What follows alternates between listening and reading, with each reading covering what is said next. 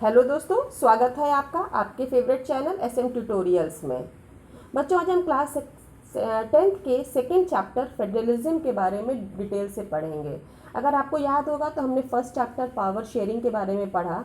This chapter is really very important as it closely related with the power sharing also. ठीक है, तो आपको याद होगा कि जब हमने पावर शेयरिंग चैप्टर में बेल्जियम और श्रीलंका के बारे में पढ़ा था, जो कि इस चैप्टर का बेस है, यानी कि फेडरलिज्म का जो बेस था वो हमने पावर शेयरिंग में उसके बारे में डिटेल में पढ़ा।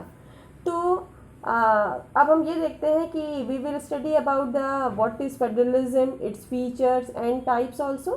तो let's begin with our topic.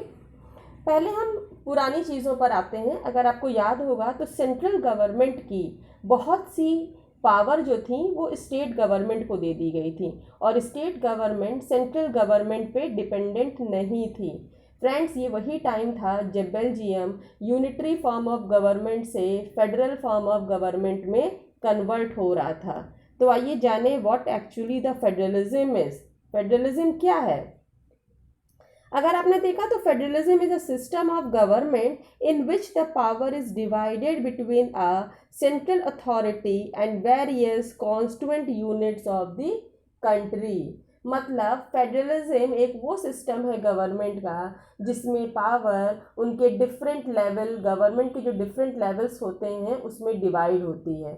इसका मतलब यह है कि यह सिस्टम में पावर डिवाइड की जाती है गवर्नमेंट के डिफरेंट लेवल्स में, जैसे कि सेंट्रल गवर्नमेंट और स्टेट गवर्नमेंट में। जो टॉप लेवल यानी कि सेंट्रल गवर्नमेंट होता है वो पूरी कंट्री को गवर्न करता है, जबकि जो उसके कॉन्स्टिट्यूएंट यूनिट्स होते हैं, मतलब कि जो स्टेट गवर्नमेंट्स होते हैं, वो अपने स्टेट्स को रूल करते हैं और सेंट्रल गवर्नमेंट पर डिपेंडेंट नहीं रहते हैं, और उनकी पावर और राइट कॉन्स्टिट्यूएंटली डिवाइडेड रहती है।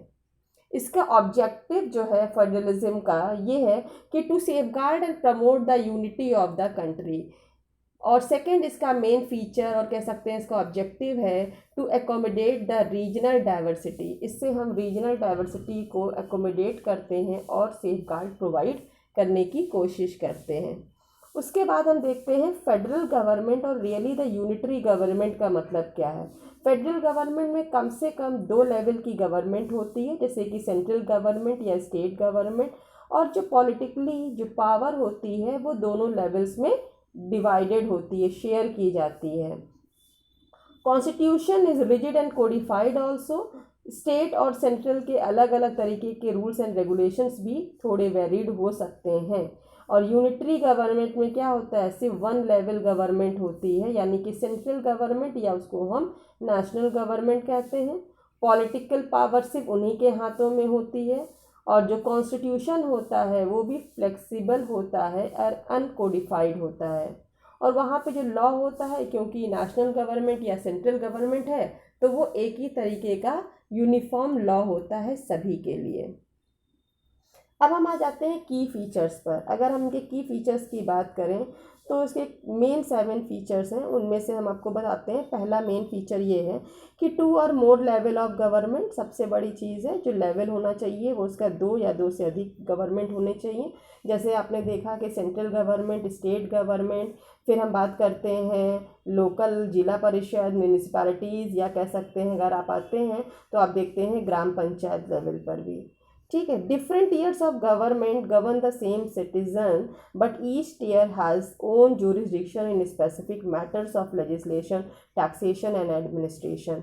सबकी जो जुरिस्डिक्शन होते हैं, मतलब जो उनके काम होते हैं, सभी लोग सेंट्रल गवर्नमेंट, जैसे हम एक कॉमन सिटीज़न है, तो ऐसा नहीं है कि सेंट्रल पावर इनडायरेक्टली वो भी हमारे ऊपर क्या है, रूल कर रही है। स्टेट गवर्नमेंट का भी हम हिस्सा हैं और हम अपने लोकल गवर्नमेंट का भी हिस्सा हैं, लेकिन सभी लेवल के जो कह सकते हैं उनके मैटर्स हैं, चाहे वो लेजिस्लेशन से रिलेटेड हो, टैक्सेशन से रिलेटेड हो, एडमिनिस्ट्रेशन से रिलेटेड हो, वो अलग अलग तरीके के उनके जूरिस कह सकते हैं कंप्लीटली जस्टिफाइड होते हैं। और जो उनके एक डिफरेंट लेवल हैं कॉन्स्टिट्यूशन के द्वारा वो बाकायदा बांट दिए गए हैं कि उनको किस तरीके की लेवल, किस तरीके के वर्क पे डिवाइडेड है। जो फंडामेंटल प्रोविज़न है कॉन्स्टिट्यूशन का वो यूनिलैटरली है, वो किसी भी एक लेवल से चेंज नहीं किया जा सकता, उसमें सभी लेवल्स की कह सकते हैं कंसेंट लेना बहुत ज़रूरी होता है। अब हम लेवल्स की अगर हम बात करें तो हम देखें government for the entire country that is usually responsible for a few subjects of common national interest. हमारे यहाँ जो दो तरीके के लेवल में एक बात होती है, एक सेंट्रल लेवल और दूसरा क्या होता है, स्टेट लेवल। ठीक है, तो हम एक सेंट्रल लेवल के मेन हमारा जो कह सकते हैं फेडरेशन सिस्टम है वो डिवाइडेड है, और सेकेंड जो लेवल है वो स्टेट का पार्ट है। अगर आप बात करें, हम इसके टाइप्स की बात करते हैं, हम इसको किस तरीके से इस्टेब्लिश करते हैं, तो हम देखते हैं इसको इस्टेब्लिश करने के दो मेजर तरीके हैं। एक है कमिंग टुगेदर और दूसरा है होल्डिंग टुगेदर फेडरेशन। ये हमारा क्या है, रूट है कह सकते हैं to establish the federation in a country. तो पहली चीज़ हम आ जाते हैं कमिंग टुगेदर फेडरेशन पे। अगर आप कमिंग टुगेदर फेडरेशन की अगर हम बात करते हैं तो हम देखते हैं इसमें इंडिपेंडेंट स्टेट्स जो है वो एक साथ आते हैं और एक कंट्री फॉर्म करते हैं, जिसके एग्जांपल है यूएसए, ऑस्ट्रेलिया, ये सारे एग्जांपल्स हैं, जिसमें गवर्नमेंट के डिफरेंट लेवल्स बनाए जाते हैं और पावर भी डिवाइड की जाती है। ठीक है, बट जब हम बात करते हैं होल्डिंग टुगेदर फेडरेशन की, तो इसमें क्या होता है, थोड़ा सा डिफरेंस होता है कि इसमें एक बड़ी कंट्री गवर्नमेंट के डिफरेंट लेवल बनाती है। वहाँ पर क्या था, कमिंग टुगेदर में स्टेट्स, कई स्टेट, इंडिपेंडेंट स्टेट्स एक साथ आ करके कंट्री फॉर्म करते हैं, और इसमें क्या होता है कि एक लार्ज कंट्री क्या करती है, गवर्नमेंट के डिफरेंट लेवल्स फॉर्म करती है और स्टेट्स में पावर को डिवाइड करती है। ठीक है, जैसे आपके पास एग्जांपल है स्पेन, इंडिया, बेल्जियम, ये हमारी जो एग्जांपल्स हैं वो होल्डिंग टुगेदर फेडरेशंस के एग्जांपल्स हैं। आप इसका डिफरेंस भी देख सकते हैं, कमिंग टुगेदर में क्या है, independent states coming together to form a bigger unit, और यहाँ पे क्या है, जो कंट्री है वो डिसाइड करती है किस तरीके से पावर डिवाइडेड होगी with in the different states also. Coming together में जितने भी कॉन्स्टिट्यूएंट स्टेट्स होते हैं उनको सेम पावर होती है, बट यहाँ पर जो उनकी पावर होती है वो लेवल के हिसाब से जस्टिफाइड होती है।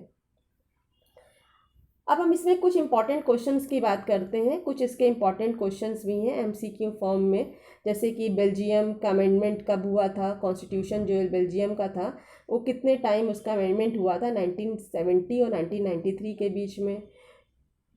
विच of the following government has two or more levels also, तो इसमें आपको डिवाइड कर बताना होगा।